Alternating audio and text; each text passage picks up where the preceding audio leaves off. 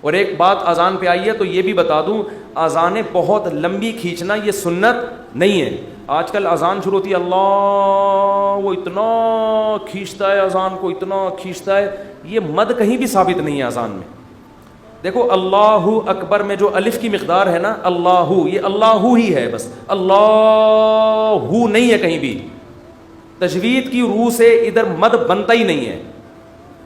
ہاں جب آپ کہتے ہیں حی علی الصلاح تو یہاں مد ہے، صلاح کو کھینچ سکتے ہیں، حی کو نہیں کھینچ سکتے. حی علی الصلاح، لوگ کیا کریں حی علی الصلاح، عجیب عجیب اذانیں ہو رہی ہیں. ایک دفعہ ہم کہیں گئے نماز پڑھنے کے لیے، تو اذان جب شروع ہوئی نا تو وہ کہنے لگے ایسے اسٹائل میں اذان کے میں ابھی بتاؤں گا تو پھر وہ میم بن جائے گی اس پہ. تو بس وہ خود ہی سوچ لیں.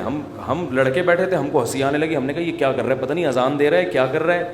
ایک امام نماز پڑھا رہے تھے، السلام، پوری نماز صحیح پڑھائی. جب وہ سلام پھرنے لگے تو السلام علیکم ورحمۃ اللہ. ہم نے کہا یار اچھا بھلا السلام علیکم ورحمۃ اللہ پڑھ رہے تھے، السلام علیکم ورحمۃ اللہ کر کے ادھر گھما. عجیب، نہ قرآن سیکھتے ہیں نہ اذان سیکھتے ہیں. جس کو کھڑا کر دو لے جا کے بس وہ شروع کر دیتا ہے. ایک امام کے پیچھے ہم نے نماز پڑھی دیہات میں، وہ پوری سورہ فاتحہ غلط پڑھ رہے تھے لیکن ان کو توئیں پڑھنا آتا تھا. بس انہوں نے نورانی قاعدے میں توئیں کا لفظ اچھی طرح سیکھ لیا تھا. تو ہوتا ہے، یہ تا نہیں ہوتا. باقی کچھ سیکھا نہیں انہوں نے. اب وہ نماز پڑھا الحمدللہ رب العالمین، حمدو کو پڑھ رہے ہیں حمدو. ہم نے برداشت کر لیا. اہدنا الصراط، صاد نہیں نکل رہے، لیکن جہاں تو آئے گی نا کہتے ہیں اہدنا الصراط المستقیم. ٹھیک، ہم کہہ رہے یار پورا غلط پڑھ رہے ہوتے ہیں لیکن جہاں توئیں آتی ہے ایک دم. تو یہ چیزیں سیکھنے کی ہیں بھائی. اتنا موٹا موٹا قرآن یا موٹی موٹی اذان ہر مسلمان کے لیے سیکھنا ضروری ہے. تو اذانوں کو بہت زیادہ کھینچا نہ کریں. ایک تو خلاف سنت بھی ہے، دوسرا لوگوں سے پھر ادب نہیں ہوگا اذان کا.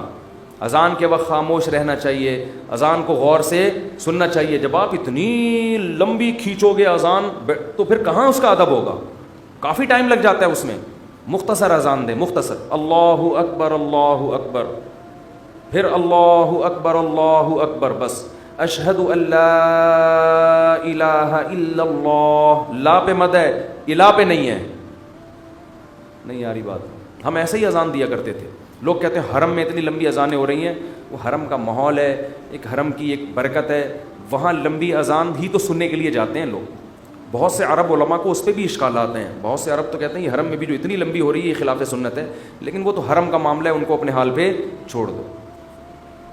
وہ پھر بھی وہاں مسئلہ یہ ہے کہ وہاں کا تو ماحول ہی ایسا ہے نا. نارملی جب آپ اذان دیں تو اتنی لمبی اذان نہیں ہونی چاہیے کہ لوگوں کے لیے اس وقت خاموش رہنا، اس کا ادب کرنا ایک آزمائش بن جائے.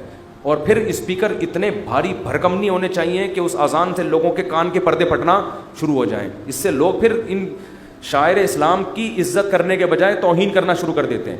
خاص طور پہ غیر مسلم ممالک میں جہاں آپ کو کوئی اذان کی پرمیشن دے دے تو اعتدال سے اذان دیں، ان کے آرام کا خیال رکھیں.